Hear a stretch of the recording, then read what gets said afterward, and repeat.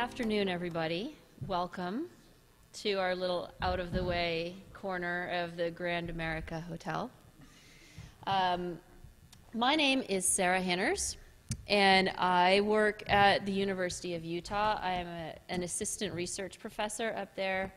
I am also the director of the new Ecological Planning Center, as well as a research staff in the Metropolitan Research Center, all in the Department of City and Metropolitan Planning. That was a big mouthful. We like long words in our department.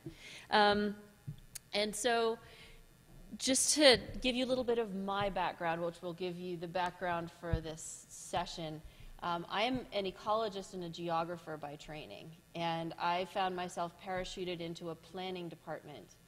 And coming from these various different backgrounds and working with people from an even wider range of backgrounds led me to thinking a lot about this phrase green infrastructure, because I know people, I work with people who use it in very different, who use that phrase in very different ways.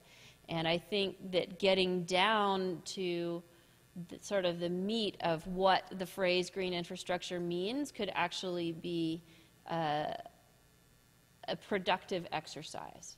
So my goal in assembling people today was to explore the term green infrastructure, what it does mean to different people, and what it could potentially mean if it became sort of a unified concept. So that was what inspired me to bring all of this together and to bring these three speakers together who come from very different backgrounds. I think what I would prefer to do is to introduce each of them just before they speak so that you know who they are, because when everyone's introduced at the beginning, I always forget who the third speaker is by the time they speak. So I'm just going to do one at a time. And so we're going to start off with Sumner Swanner here, who I work closely with at the Ecological Planning Center. He is, in fact, the founder of the Ecological Planning Center. And if you are a local, are there any locals in the room? Yes, all right. So if you're a local, you might be familiar with the name Swanner because he founded the Swanner Nature Preserve, which is up outside of Park City. And if you're driving past Kimball Junction, saying going east on I-80, when you go through that valley, pretty much most of the valley that you see is the Swanner Nature Preserve. So it's a pretty significant site up there in the mountains and much loved by a very large population. So Sumner calls himself a land architect, and his work has really focused on open space and understanding the role of open space in urban and urbanizing landscapes, and also in communities and people's values and people's relationship with the land. And he has been designing open space all over Utah and outside of Utah for decades now, I would say. Is that true, Sumner? A decade and a half. All right, not quite multiple decades. And he has won numerous awards for this, including the Governor's Quality Growth Award here in Utah, the Utah ASLA Merit Award, and the American Planning Association Outstanding Achievement Award, among others. So with that, please welcome Sumner Swanner.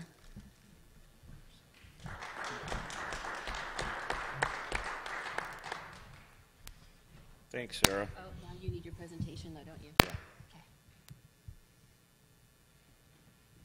Unless you want me to do yours, John? You bet. You want to pick one? Yeah. How about you do this one? That would be fun to shuffle them up. Great. So I hope I'm being heard by everybody. I'll try and use the microphone, but I'm too busy looking at the audience to really keep an eye on that. So a little my background is the Swanner family's been in northern Utah since the 30s and 40s, when my parents got together and were students up at the University of Utah. And we've had two different ranches in Utah, one down on the Salt Lake Valley floor and one up in western Summit County. And that's what I did during the 60s was work on a cattle ranch. So for a decade, I learned how to work with black Angus beef and do fences and haying and all the hard work that goes into making a ranching operation work.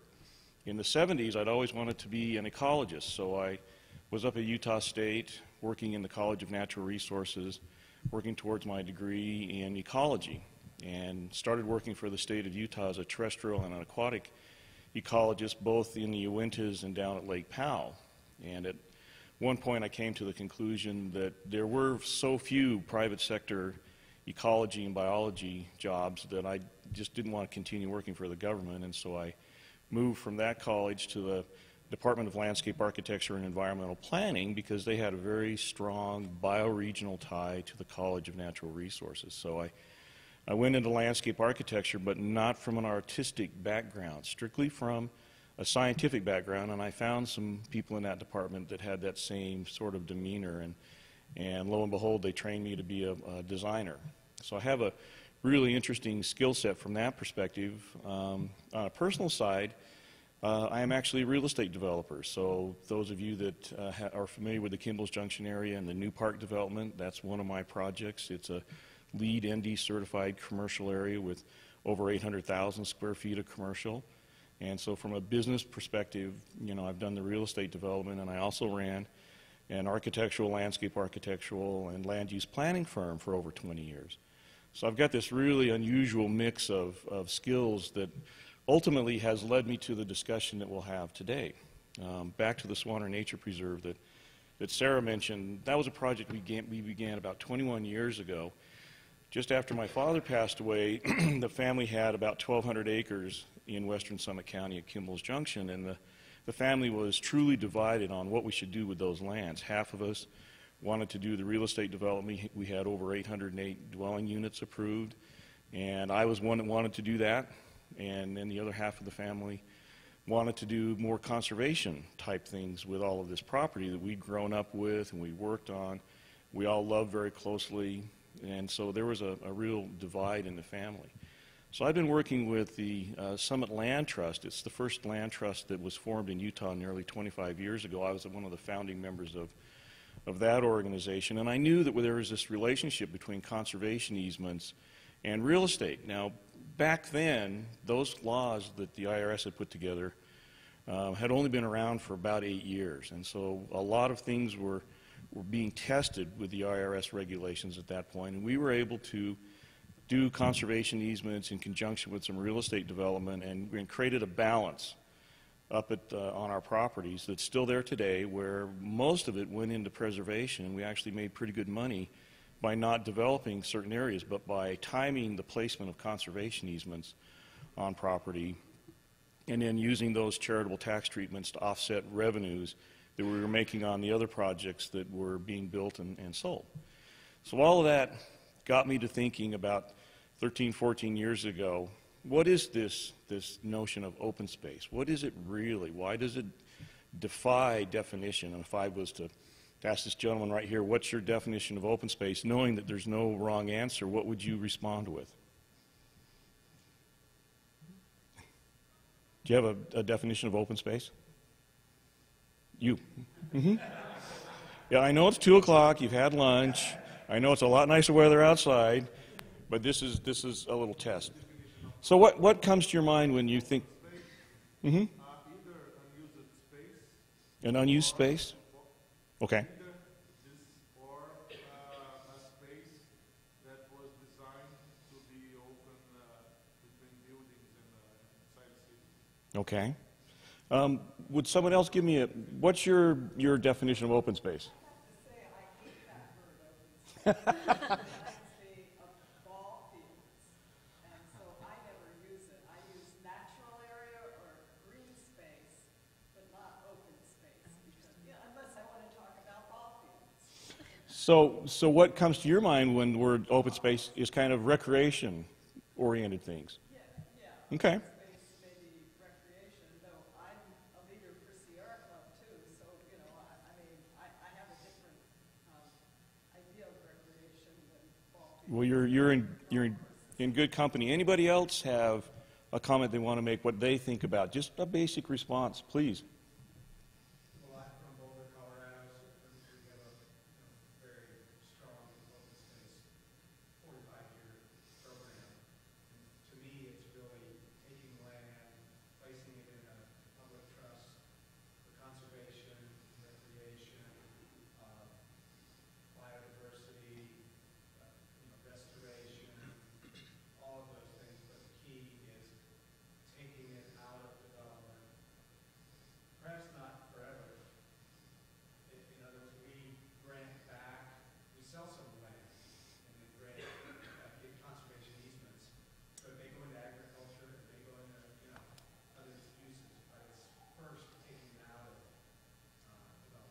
Yeah, so this is a classic response, and I want to thank all three of you for sharing your comments. This gentleman, I loved your comments because I don't get those very often. He's referring to, in my interpretation, a place that's amongst the built environment, but it's open and probably green, and just to paraphrase. And then your response, you know, being allied with the Sierra Club, is that open space, not a great word. It kind of reminds you of recreation, and then conservation and perhaps agriculture. So you've spanned the entire spectrum for me. Thank you. Do I just arrow down, Yep. Sarah? So you know enough of my background, and you know, as I said, my query originally, nearly a decade and a half ago, was to try and figure out what is open space. And I have a definition for it. Open space in my book is an ensemble of open space types that are community specific. So even though I've been working at this for over a decade, I only came up with that definition a few years ago, and it just sort of came to me. But that's as it turns out, what it really is. And I actually don't have that definition in this presentation. I apologize for that. But in my limited researching of this topic, I found out that the literature that was trying to address open space really gave me 4 basic categories, and then I added a 5th one, which is allied to this gentleman here in the front with the developed kind of open spaces. So I came up with the CEDAR acronym for cultural and historical kinds of open spaces. E for environmental or ecological, whatever the community is comfortable with. D for developmental, which is essentially right-of-ways and easements. A is for agriculture, and R is for recreation. So see how neatly you dropped right into my categories? Thank you. I appreciate it. All communities have these kinds of open spaces. All communities have these types of open spaces in their community. Now, if we're looking at a highly urbanized area, which I don't normally work with, I work on the urban fringes typically, trying to preserve areas that have a rich sort of fabric of open spaces intact, not only ecological but agricultural, maybe some rudimentary recreational kinds of things, and they all will have cultural and historical types of open spaces in them. But this CEDAR acronym works from an analytical standpoint in urban settings just as well, and I have used it to retrofit redevelopment projects that I've worked on over the years. But it's a great mechanism because it helps collect a language. I get an open space typology language started with a particular community, and it's an organizing element that we use through the entire process that I run when I'm working with a community that's interested in changing the pattern of real estate development that they have. Usually it's a conventional pattern that generates a lot of roads, a lot of building parcels, but very little open space.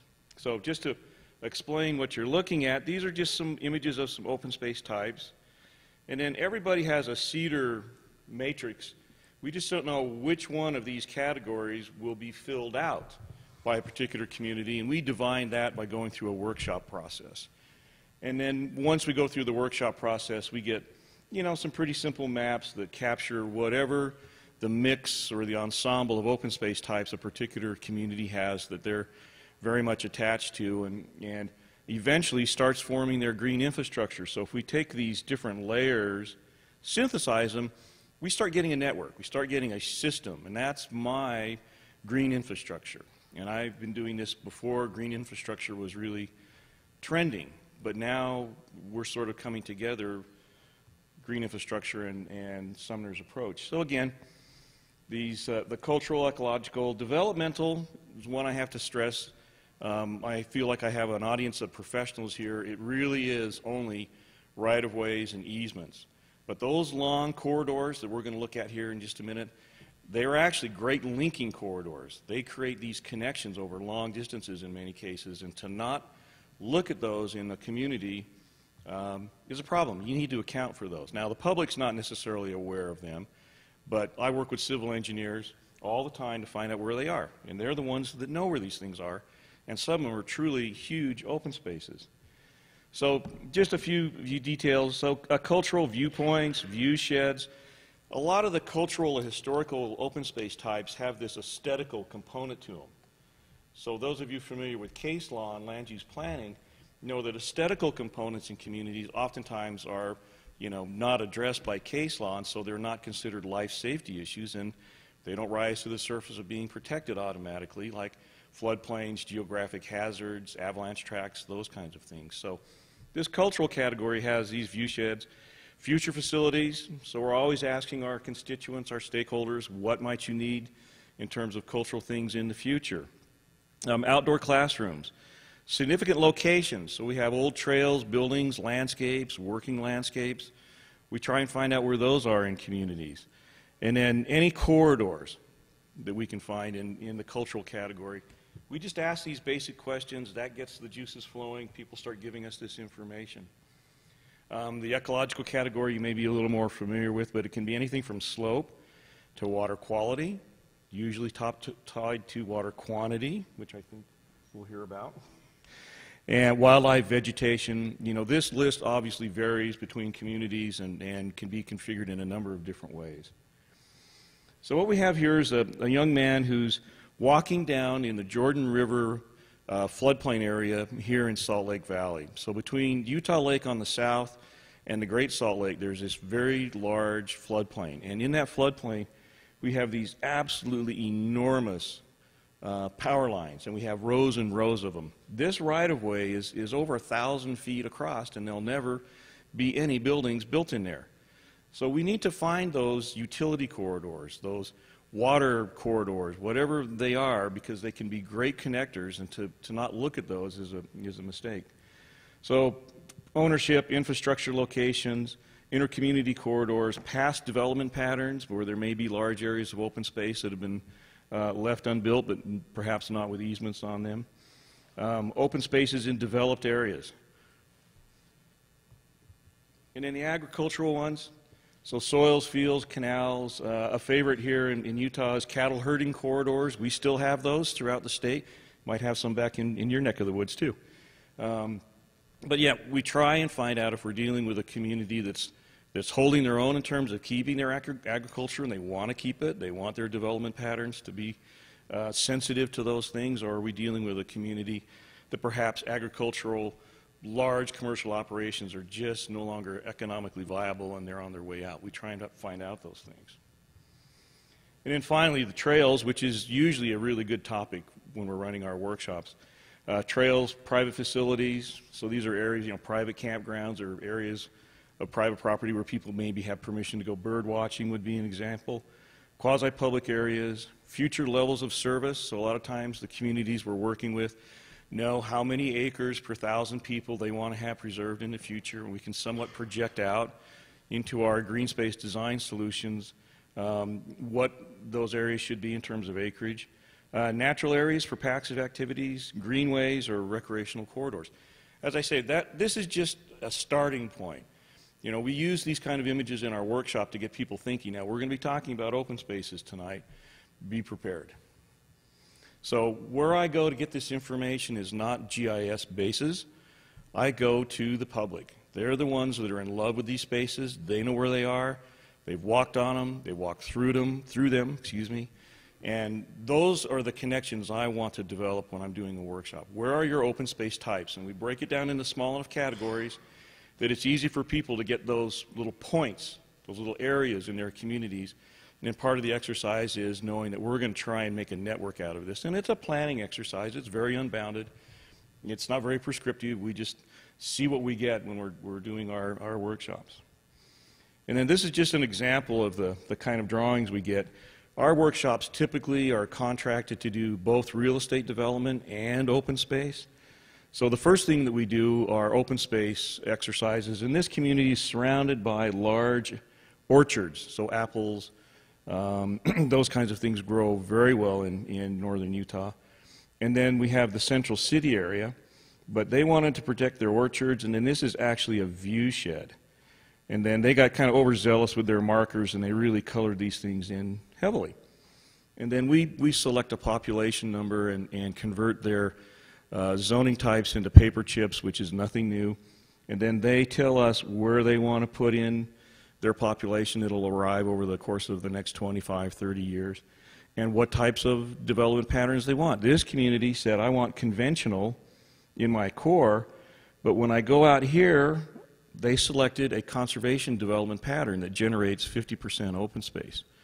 So we drive that site analysis and that subdivision design process with the list of open space types that we get from our workshop shops. So just as an architect needs to know what the design program is from the client, as an open space designer or a green space designer, I need to know the list of typologies people want so I can design my subdivisions and my conservation projects around that. And I think that is the end. So I probably took a little more time. We'll hold for till everybody's done. Yeah, that was perfect. Thank you. Oh, all right, thank you. There is an official pointer. All right. Sorry, I can't talk and pull up the correct conversation at the same time. Presentation, that is.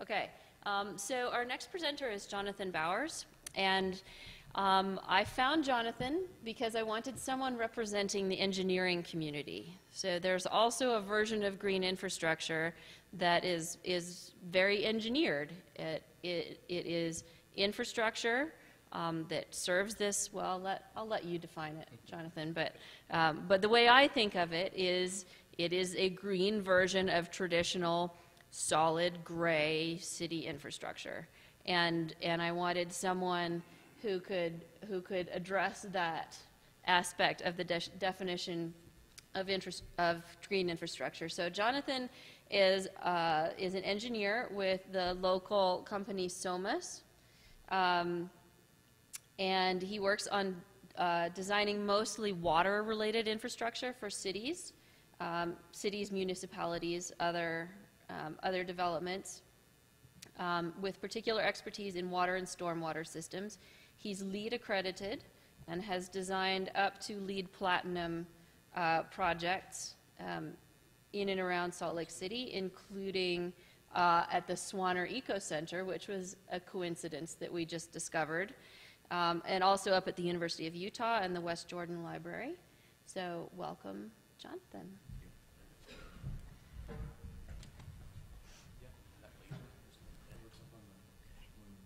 Yeah, there's the pointer right there. Well, thank you, Sarah, and thank you, Sumner.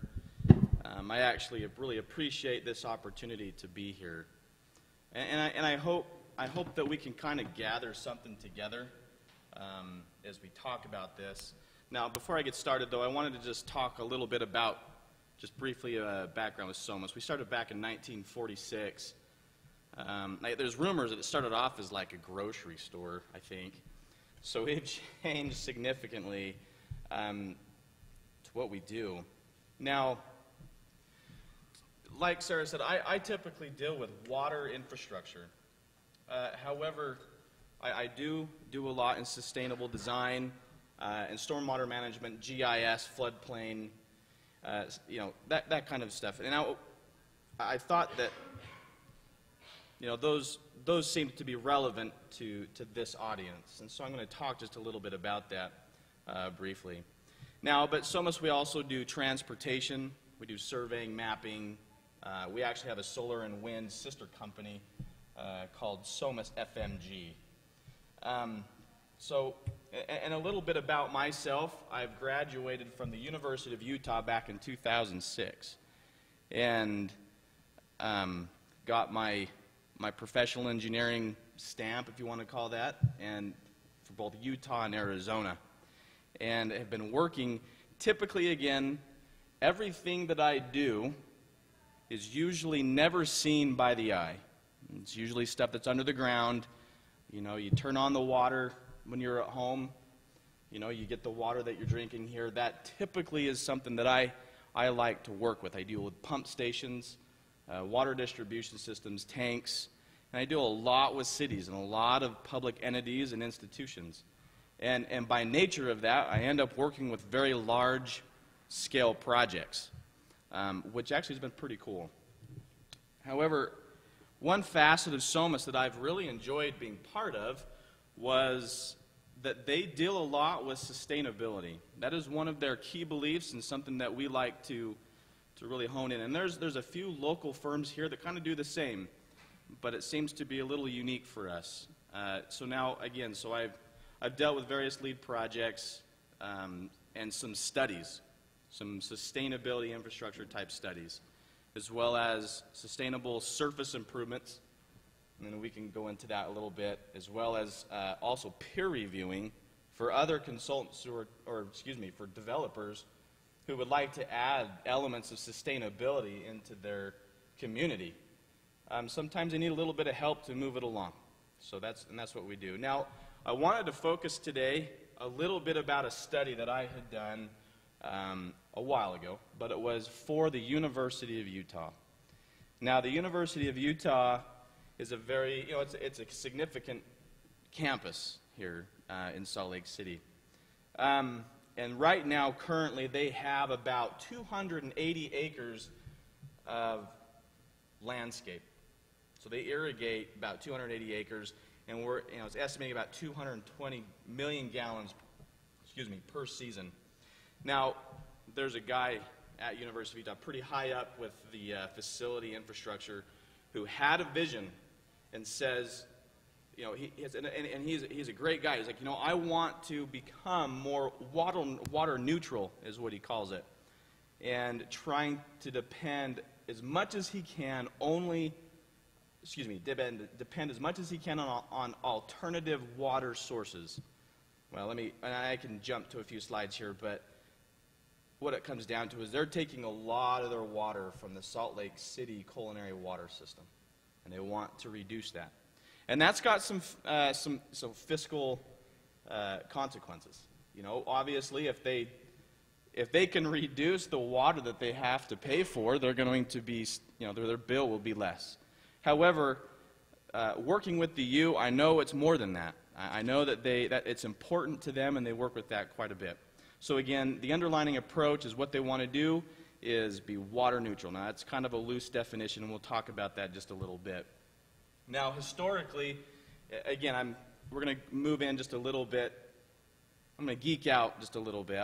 It's a mass balance. Water in is water out. It's got to equal each other. Now, historically, it's mostly just been precipitation. And then they also have the Red Butte Creek that comes in and moves on out. Now, the big arrow on the right, as we mentioned before, Salt Lake City Public Utilities, this is based on metered information, about 809 million gallons or so every year. And that includes irrigation. Now, they obviously want to change that. Now, our scope was not to change, I'm not a landscape architect, but the University of Utah, they want to change the type of the landscape that they have to be a little more water-wise, if you will. But that was not our scope. Our scope was to do a water audit, and that's what we've coined it and called it. Try to find out where's water coming from and where is it going and how can we improve this system. So it was a pretty fun project. And as you'll notice, as we move along, there are a lot of opportunities for improvement with this. So just to kind of give a better background, the blue arrows on the top is everything coming in, yellow arrows is everything coming out. So everything coming in should equal everything coming out, and that's kind of how we approached it. Now what we wanted to do was use some of these sources, and in fact some of these sources as well, and reduce this number. Okay? And we did that in a few ways. They actually have some existing wells that are deep, and they wanted to utilize those. They also have chilled water plants. They have a lot of blowdown water from that they wanted to try to reutilize. They looked at rainwater harvesting and nuisance water. Now, we talked about this last night. Nuisance water is a bit of an oxymoron here in Utah. There's no such thing really as nuisance water, as it's a pretty precious commodity. However, you'll see here what I mean by that. And wanted to also scalp wastewater and reuse that, and also, look at some opportunities to take a look at using the Red Butte. Now, this is looking into some storm water manholes. In about noonday, in the middle of the summer, we have water going through the storm system. And this is where I think, where we came in, and is my definition, and the crux of my definition of green infrastructure. is there's something that can be done here to make this a little more sustainable. One, fiscally, the University of Utah doesn't want this to happen. They don't want to have to pay for water that goes straight out of their sprinklers and then right into the storm sewer and out. They don't like that, obviously. But it was more than that. They felt responsible, and they wanted to change that. And that's what I think, and that's where kind of my definition is on green infrastructure comes in, is we wanted to help them to change that, if that makes sense. We saw that significant amount of flow. This graph is just showing at about 100% of the time they had about 40 GPM flowing consistently in one of those weeks in August, which led us to believe it's not necessarily just irrigation, but they have groundwater, even though they've actually tried drilling quite a bit, but they're never successful. They sit on the mountainside. They're having a hard time getting wells to work. Nonetheless, we still think they have quite a bit of groundwater. And I just made mention to those existing wells. Right now, because they sit next to, it's at the stadium, and adjacent to the stadium is Mount Olivet Cemetery. This is a little morbid to think about, but they're getting some volatile organic compounds when they start pumping that water, and they're attributing that to the cemetery itself. Now, it is a little morbid to think about, but they still want to use those wells, and it's not usable for culinary water, but is still within constraints to be used with irrigation. And so they want to consider doing that. And they already have the water rights to that, so water rights is not an issue. Now, one thing that I really like about the university is though they're going to be pulling water out of these wells, their intent is to give back into the groundwater. Now, for all of you who might have an understanding of local municipal code with stormwater, they made a code in their requirements that's unprecedented for the area. And that is that they have asked that they retain every development on their site. They want to retain all water for the 10-year, 2-year event. And that's actually a lot of water. And so what they're trying to do is then push everything back into the groundwater, pump it back up. So they're trying to use and reutilize the hydrologic cycle that's natural. And I really like that. And I do work for the University of Utah, and it makes me feel just a little better working for them. They're great that way. And it's kind of got some dual purpose as well, as it promotes infiltration, which cleans the water. So if Mother Nature says, well, thanks for that water, but we're sending it downstream, well, it's going to go downstream in a clean way. Well, I shouldn't say clean, but as clean as we can get it. And so Red Butte, again, was another source that we looked at. Red Butte right now actually has a lot of opportunity. And the water rights as well, it's owned and maintained by Central Utah Water Conservancy District, and they were open to selling some of that water that comes down Red Butte and letting the University of Utah use it. And so that, therefore, again, reducing what they would pull out of Salt Lake City Public Utilities. Now, that's kind of the gist of that study, and there's more that I'm certainly willing to go into if there's some additional questions. But what it came down to is it's going to be a hard road for them to do this. There's a lot of aging infrastructure that they're dealing with, and that there's a growing demand as well. And it's going to be expensive, and it's going to take time, but again, it's really important to them. And we've enjoyed working with them on this. And again, this was a long time ago, and they've come ways, and they've run into a lot of roadblocks since that time. So if we come down to it, green infrastructure for me, I'll put on, I think we understand what my idea of green infrastructure is. University of Utah, for this project at least, they call it water neutrality. Somis, the company I work for, they're big in, they really like the idea of us paying a lot more attention to sustainability. So their definition is, it's the balance of the natural and built environment. Now there's a guy who has a blog, he's a civil engineer like myself, and he calls it's when we build a system that has the least environmental impact while meeting our objectives. Now mine, I call it being environmentally responsible design of infrastructure at all levels, from the very small sites to the very larger levels of communities.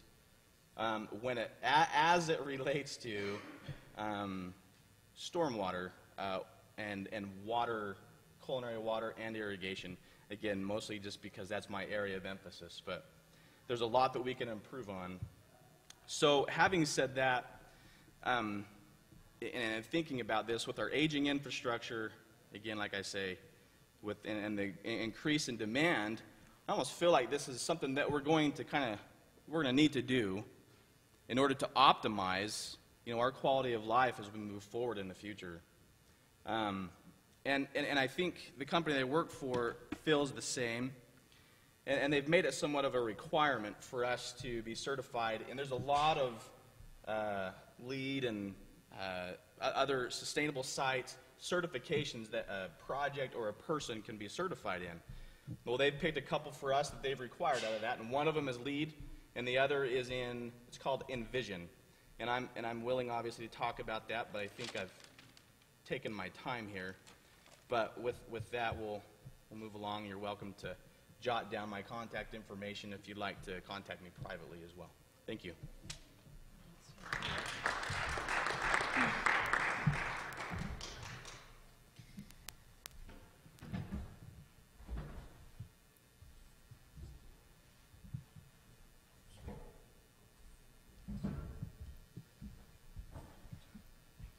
All right, and last but not least, we have Tom Jacobs, who, unlike the other two, is not a local. He has come all the way from Kansas City to be here today.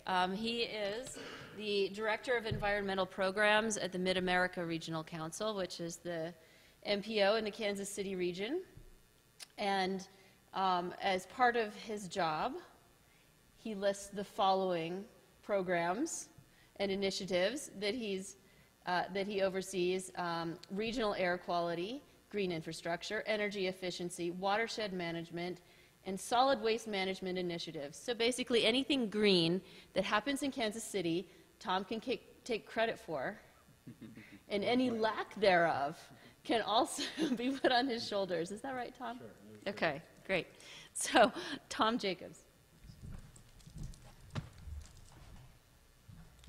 Good afternoon, everybody. I think my presentation is going to have perhaps a little bit different twist than the previous two, just because of the set of problems I work on is a little different. The institution I work for is a little different. So Mid-America Regional Council is the MPO and Council of Governments in Kansas City. And this is our service area. I intentionally showed this for a green infrastructure presentation. I don't have any county or state lines on it. I don't have any interstate highways, but nonetheless, we serve 9 counties in 2-state area, 119 municipalities. And to give you a little sense, this is the confluence of the Kansas and Missouri rivers. Here's the Missouri, here's the Kansas. So the Kansas drains the eastern 2/3 of the state of Kansas, and the Missouri comes all the way down from Missouri, of course, and then heads on over to St. Louis. And so this digital elevation model, I love it. It was generated by a friend of ours who worked for us on a project, a gentleman from Asheville, North Carolina, named Neil Thomas.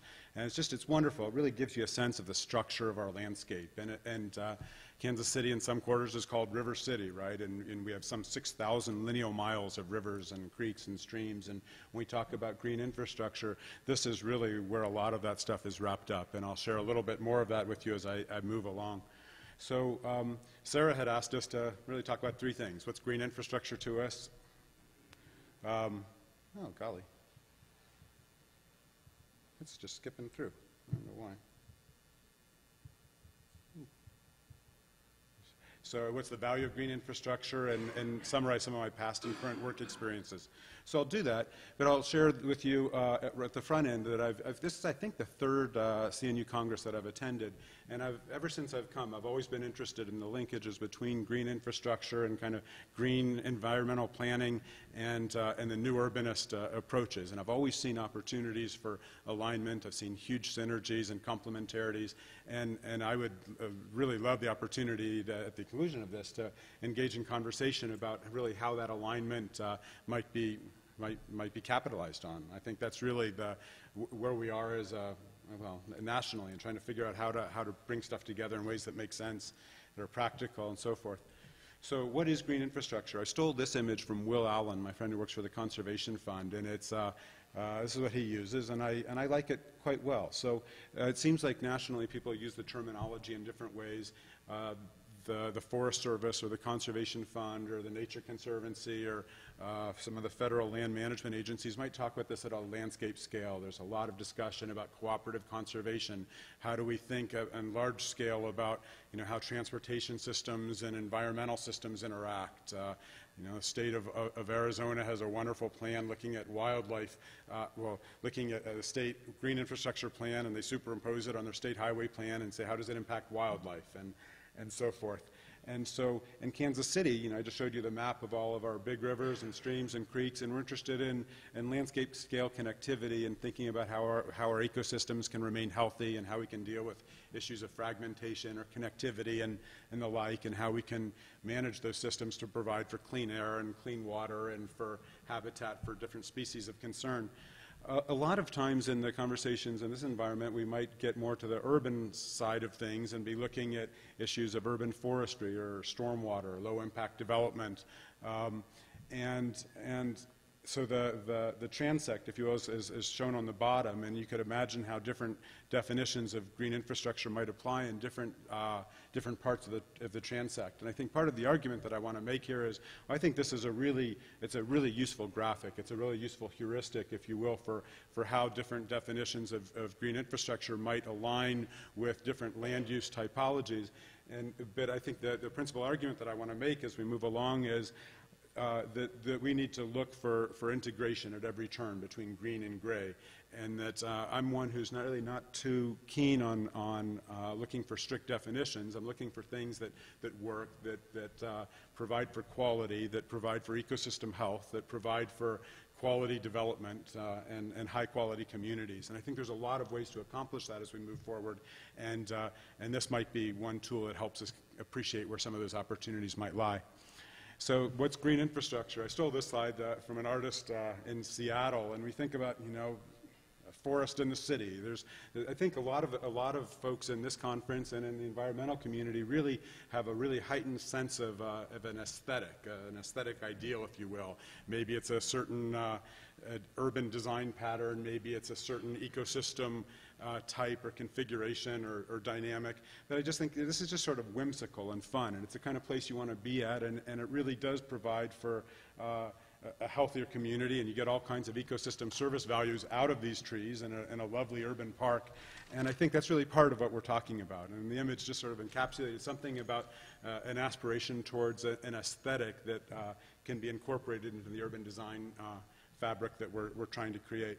So some of my experiences, I don't have a whole lot of slides about my different work experiences, but one of the bottom lines has always been, you know, I've worked a lot. I spent about 5 years in South America dealing with community development and national park management issues, and the issue there was always the same as what it is now at MARC, which is how do you reconcile community development needs with environmental management needs. And that's what I do in Kansas City, as we try and figure out how do we protect land in service of water quality, conservation, air quality, conformity, in service of building high-quality communities where people want to live, where there's real estate value, where there's community value. And there's been a lot of different scales at which I've worked, from watershed planning to the regional level, local level. It was interesting. For a while I worked in an affluent suburb in Johnson County, Kansas, city of about 40,000 people, that passed a 3/8 sales tax for 10 years to support what they called a ranger recreation program. And I headed that up in its early years, and we ultimately spent about $125 million on greening up the community. The goal of the program was to turn water into an asset instead of a liability, right? So instead of trying to push water off your site, we wanted to hold on to it and figure out how to use it to add value, whether through a restored, functioning, healthy creek, or through recreational facilities, or through higher quality developments that used water as assets through landscaping and as development amenities. It was a really fascinating, high impact program, and is the model in Kansas City. At the Regional Council, we have a regional green infrastructure plan that calls for the conservation of 1,144 miles of stream corridors for alternative transportation and recreation and habitat conservation and water quality protection and flood risk reduction. And it's called Metro Green, and it's a wonderful plan, which is probably a quarter built out to date. And we've been doing that with CMAQ funds and transportation enhancement funds, and with local sales and property tax dollars where those exist. And so we've used that as the basis for a lot of our work. One particular piece I want to share with you is this slide. Back in 2004 and 5, we put together a regional natural resources inventory. So in most fields of planning, right, you don't do anything until you have a good set of baseline data describing current conditions. But I found that in the city planning world, it's very much the anomaly to have really good environmental data. And so we put that together. We used U.S. Fish and Wildlife Service natural resource gap data to create a regional land cover map. We collected soils information, floodplains, elevation, threatened and endangered species, and other information. It was interesting to talk with the folks who had done comprehensive land use planning around Kansas City. Nobody had ever used a digitized soils map as part of a park planning exercise, or or a floodplain management exercise, or as a land use planning exercise. And so we put all this together, and it was really helpful to us. So this data that we put together back about 10 years ago, a little less, was useful in passing 14 stream buffer ordinances that effectively conserved 90,000 riparian acres in Kansas City, restricting development within a certain distance of creeks, and the different degrees of restriction are variable among those 14 jurisdictions. Some are narrower, some are wider. Different conditions are imposed by different municipalities based on their particular idiosyncrasies. Well, so we're in the process of updating that regional natural resource inventory, and here's an image for one of our 9 counties. It's Johnson County, Kansas. And what's different about this from the last time is it's 2.5 meter data, resolution data. The last one was 10 meter data. So we've got incredibly refined multispectral information that we're using to generate land cover classes to describe what's on the ground. And it's just helpful for land use planning, transportation planning, watershed planning. It's probably not so useful at the site planning level, although it helps point you in a direction and give you a sense of what issues you might have on a property before you can go out and walk it.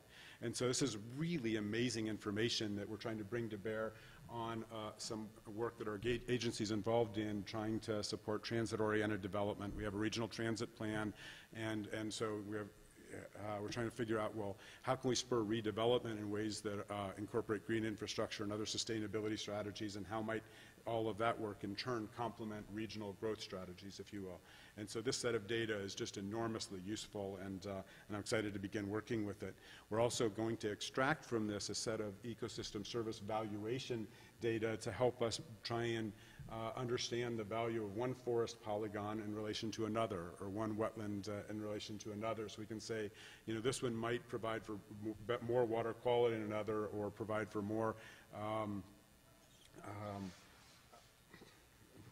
for more habitat protection than another, based on a certain set of conditions. And so that in turn should also be helpful to help guide at a regional scale resource prioritization and restoration planning.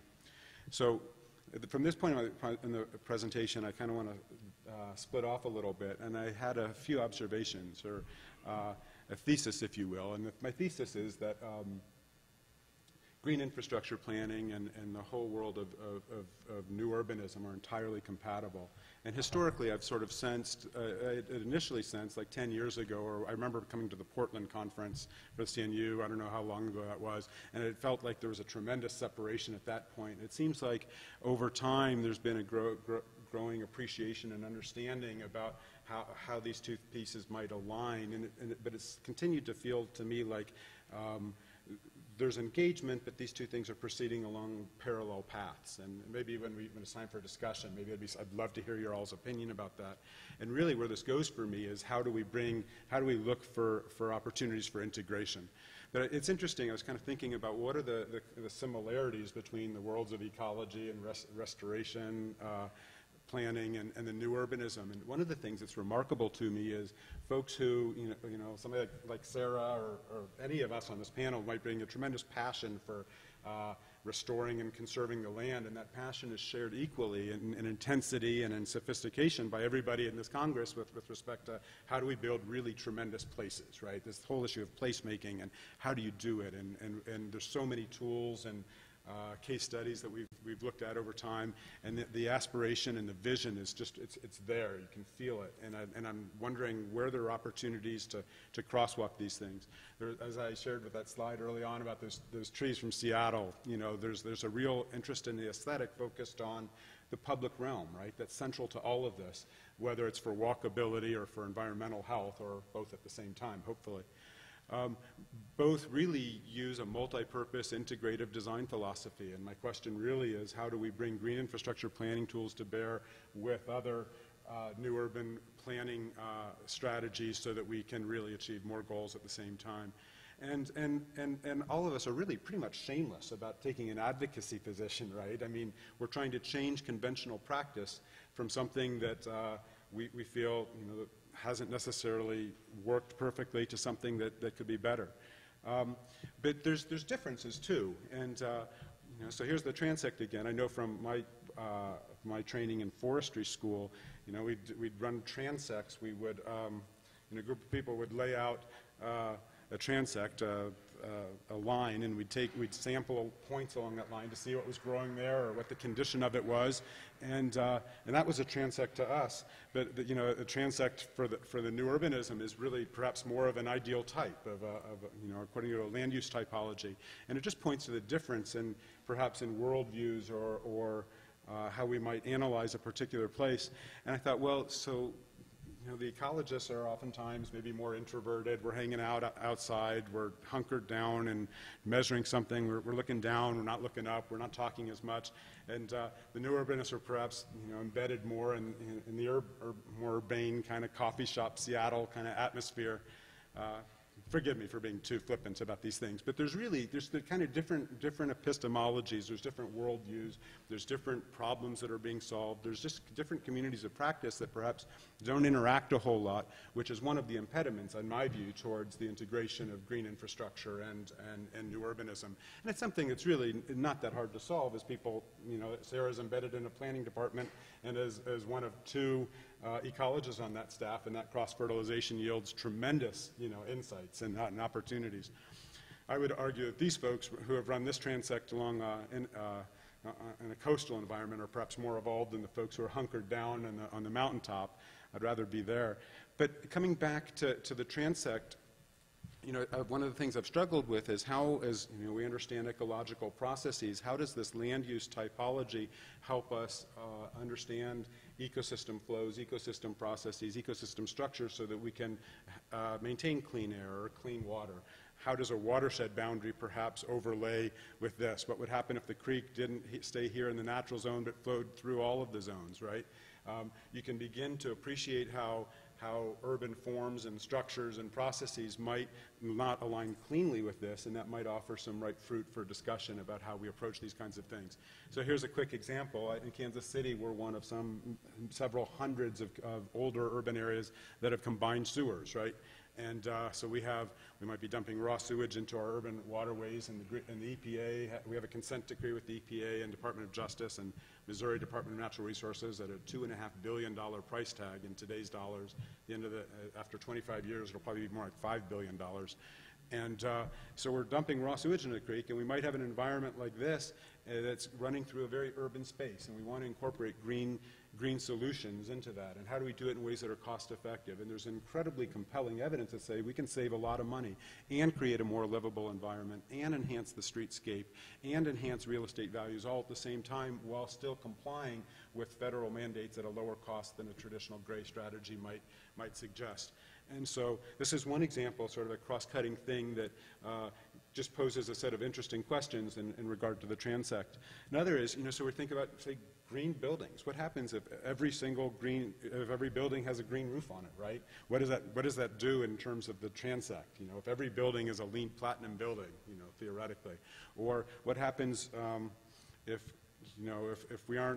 we have forests here and we have street trees here, and I guess the trees get smaller in the more urban environment. What happens if we're more thoughtful about our urban spaces and our urban forests, and maybe Maybe there's opportunities for more connectivity and more ecosystem service values that we can obtain even in the urban environment, or perhaps we can incorporate low-impact development strategies even in the most urbanized places, because they work and they save us money on infrastructure costs, and they can add to the value of the streetscape in the place.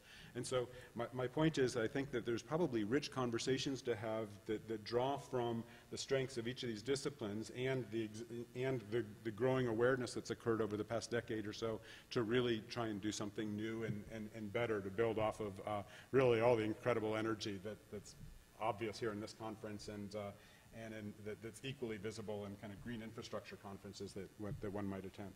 So that's what I got. Thank you.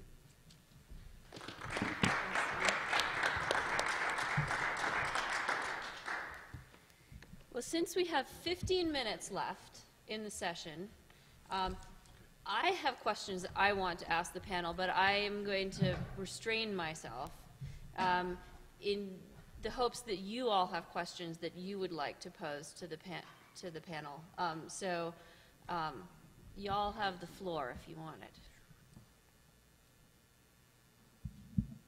How do you begin to implement green infrastructure in cities such as stormwater management practices, creating bioswale, allowing integration with such a tight market as it is now?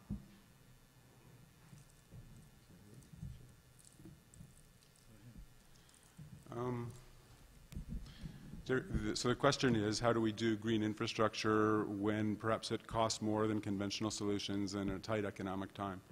I don't think there's necessarily a particular general answer to that. A lot of this really does depend on context. But you know, I was struck. I know that Washington D.C. is creating a market for stormwater management, for installing best management practices in the district to comply with federal regulations to clean up Chesapeake Bay, right? And so they are requiring any new development in the district to treat the water quality storm, the 2-year storm. And so maybe that means they have to hold, you know, 1.5 inches of water on site after that rain event, and they can do it with a green roof or with a cistern or bio-retention systems or whatever. And if they can't, then they can buy credits from somebody else who has installed extra somewhere else in the district. And what the gentleman who's put that program together in an incredibly constrained, urbanized space has found that, you know, it's virtually always doable on the space that's available. And he's created a market to incentivize it, but nonetheless, a lot of times the argument is that there's just not enough space. And you know, when I look at a suburbanized environment, which really describes Kansas City a lot of strip malls and shopping centers and quarter-acre lots, there's a lot of space where we can do stuff. And sometimes it comes down to comparing the cost of the green strategy versus the gray strategy. Sometimes it's part of a larger package where if a development proposal is being put together, you don't want to just look at the stormwater, you want to look at the entire development package and sum and see how a whole package with green versus one that's more gray, how those might relate, because you might find that there's amenity value in some of the green infrastructure practices that can be captured elsewhere on a development site. So, you know, and then it, you know, sometimes it costs more, but sometimes it doesn't. Sometimes it doesn't. I was struck, a colleague who's the leading green building architect in Kansas City, he's active with the USGBC and everything, I'll say, I can build a green platinum building for less than I can a green gold building. And because I'm thinking more deeply about systems, connections, and about opportunities for integration. So I do more planning work, I do more design work, but the construction costs are lower. And I think that might well apply in a lot of instances to site design as well, because if you're digging deeper for how to knit stuff together, you might well find opportunities. So it's kind of a long-winded answer to a short question, but.